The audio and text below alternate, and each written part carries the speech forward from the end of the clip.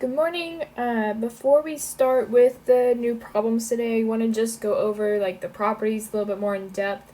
So, if you're still struggling with like remembering them, hopefully like today I'm gonna like mark up the pictures and just give you some more color to what all of these properties mean, because I know a lot of us have just like forgotten like over spring break. There's a lot of information, a lot of things to remember, so I just wanted to break down this chart a little bit more than what I did yesterday. So starting off, this is all the stuff from that same sheet, and I might just like add a few more notes. You're welcome to also add them, but like everything on this sheet right now is exactly like what is on your sheet that you got yesterday. It just looks a little different. So with parallelograms, we know that first, opposite sides are parallel. The term opposite sides is really important because that's meaning it's different from saying like all sides. So opposite sides is really important for parallelograms and rectangles as well. But so for parallelograms, opposite sides are parallel. That means they have the same slope. So if two things are parallel, they have the same slope.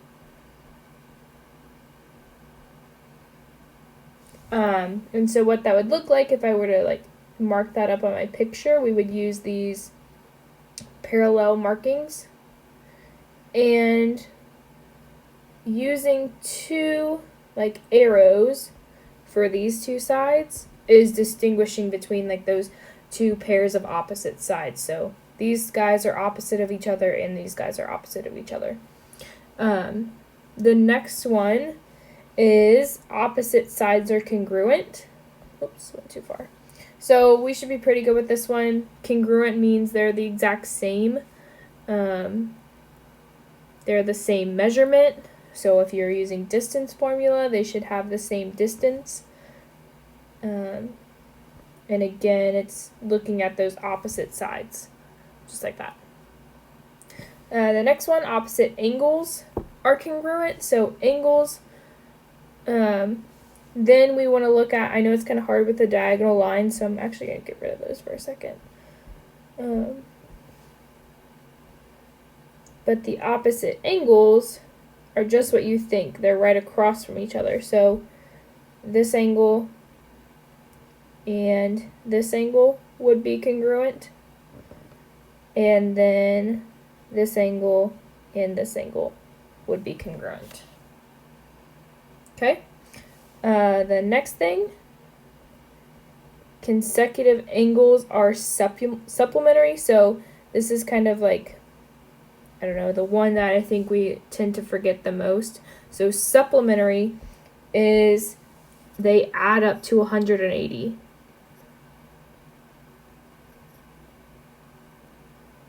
So when I'm talking about these consecutive angles, no longer am I talking about the angles opposite of each other. I'm talking about this angle and this angle.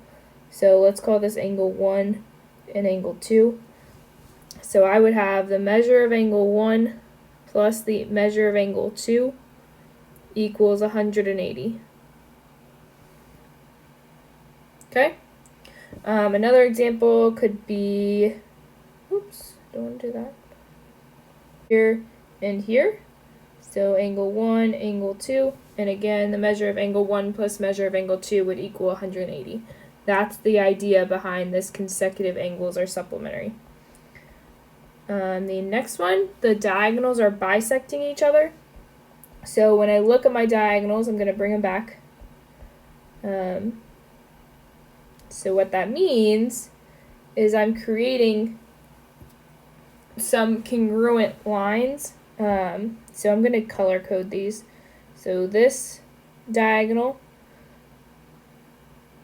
we'll call this the green diagonal. So this green diagonal is being bisected by this other diagonal that I don't have highlighted. So when it's bisecting it, it's splitting this up into two equal halves. And the same thing is happening for this other diagonal that I haven't colored in.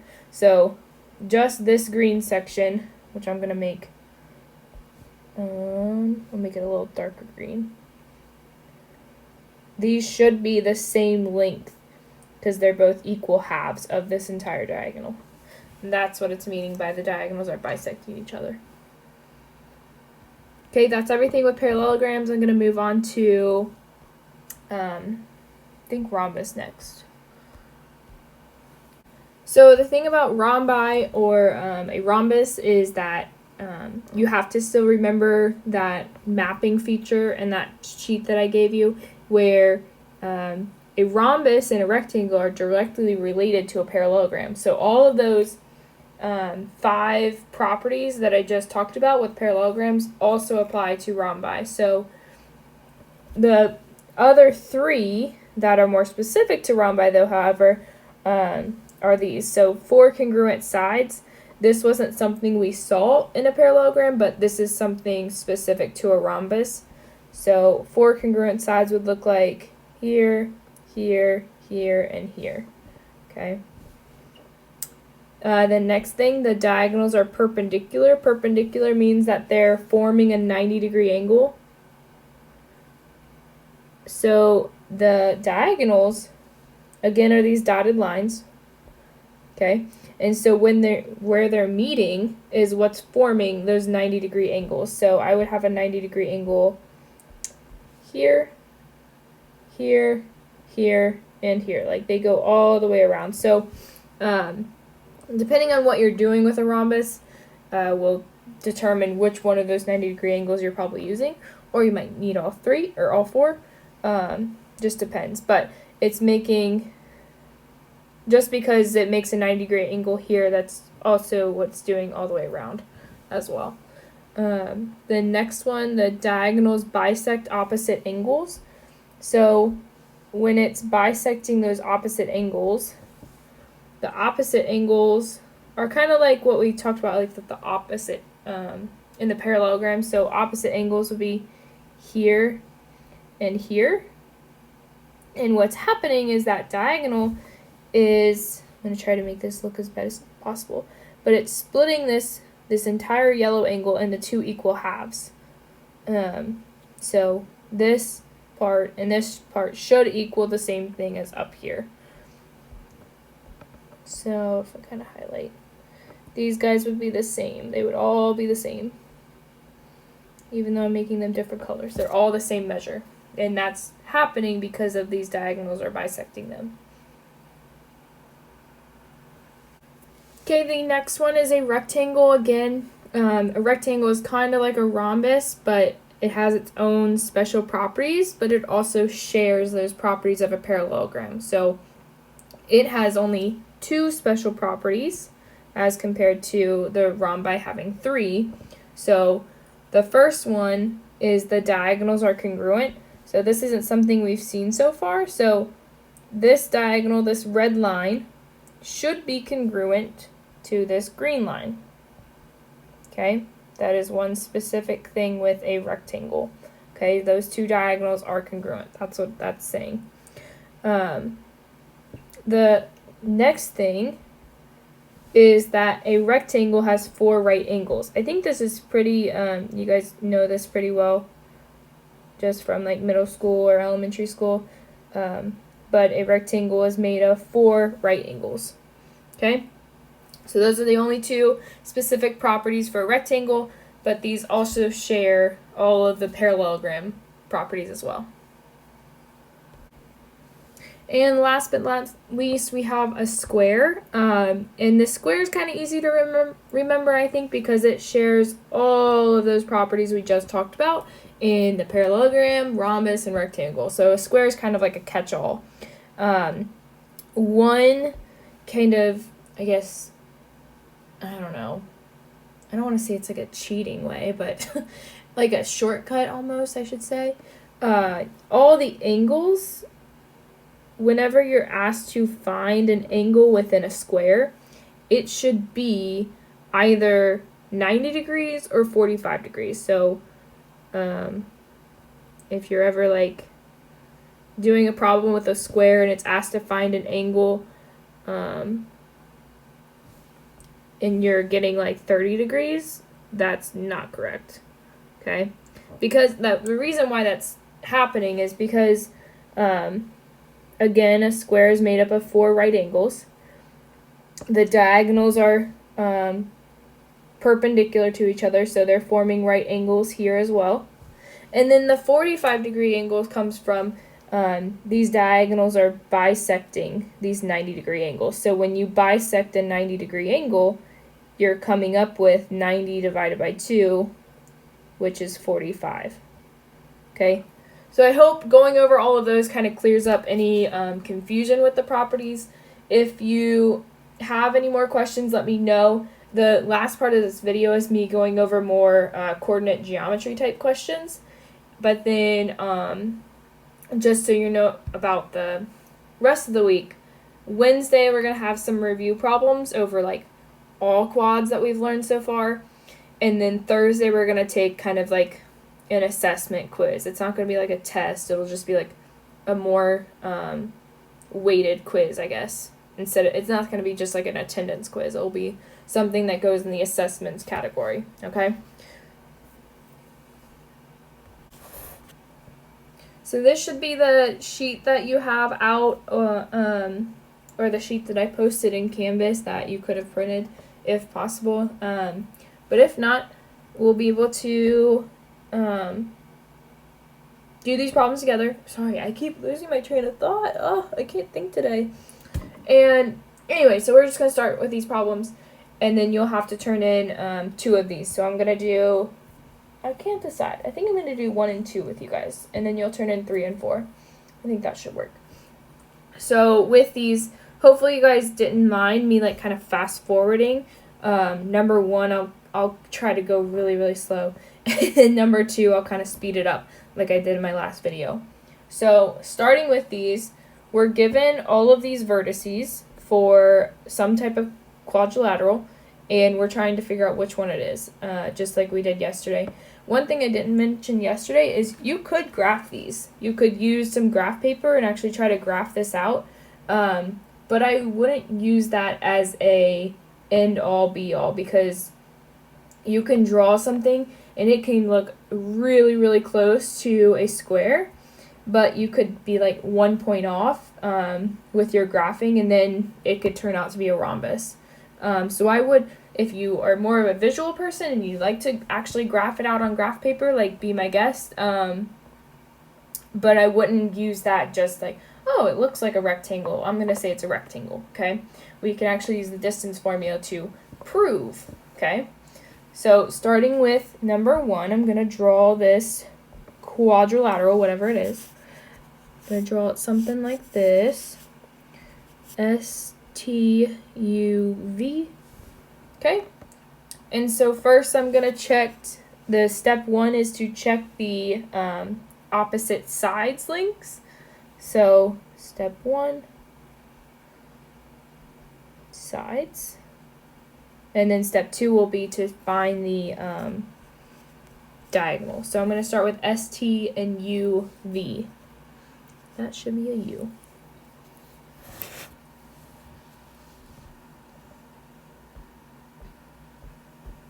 So for ST, I'm going to have the square root of -9 minus 1 squared plus 14 minus 10 squared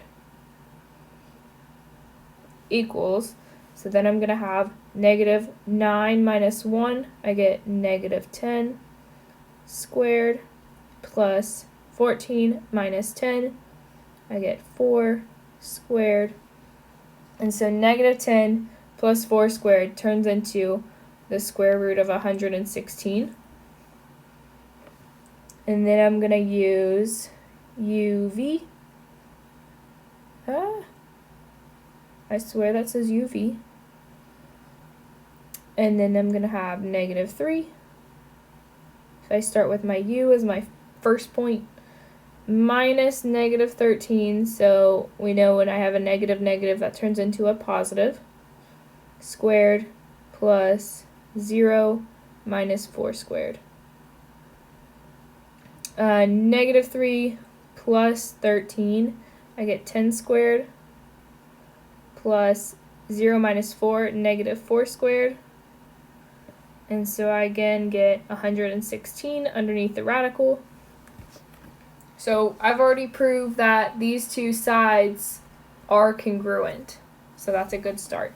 The next thing I want to find is if SV and TU are congruent. So SV is going to be the square root of -9 minus -13, so that turns into plus 13 squared, plus 14 minus 4 squared.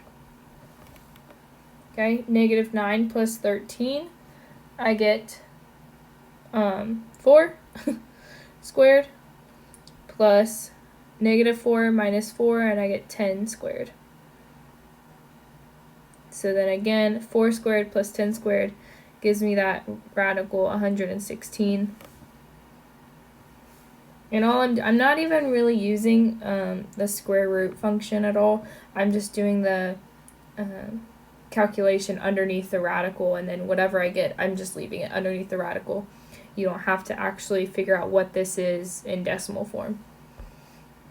So then I need to compare SV and TU. So TU is radical 1 minus -3, so that turns into 1 plus 3 squared, plus 10 minus 0 squared. And again, I'm getting 4 squared plus 10 squared underneath the radical, which is 116. Okay, so I have showed that all of these, I shouldn't actually make that mark, but I've actually showed that all of these are congruent. So right now, I'm in between. I can knock off a parallelogram and a rectangle because I can be more specific. It's either a rhombus or a square.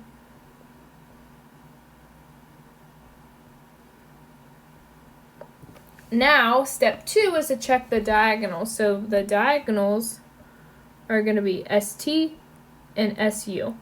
Okay? If I find that SU and VT, I think I said that wrong.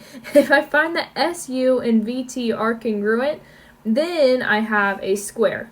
If I find that they're not congruent, then I would have a rhombus. So that's the importance of going through step 1 and step 2. Alright, so, sorry, I had to clean up my board. I didn't have any more space. So, moving on to step 2, this is when I'm going to check the length of SU and VT. So, SU would be the square root of -9 minus -3. So, that turns into -9 plus 3 squared, plus 14 minus 0 squared. So -9 plus 3, that gives me a -6 squared, and then plus 14 squared, which turns into radical 232.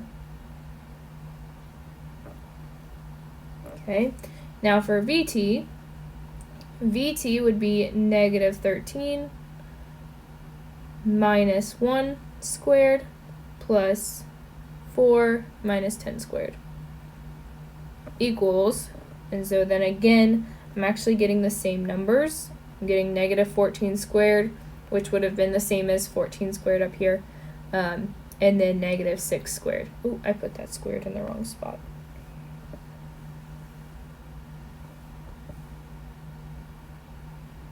So I am also going to get 232. So since my diagonals are also congruent, I would know that this has to be a square because that's the only quadrilateral that all the sides are congruent and all the diagonals are congruent. So we have proved that this is in fact a square. For number 2, I've already started by drawing just a random four-sided shape. But I'm still going in the same order that my letters are shown, as well as down here. So I'm going to kind of go through this one a little bit faster, and I might not talk through as much. So first, I'm going to check that the opposite sides, or all sides, are congruent.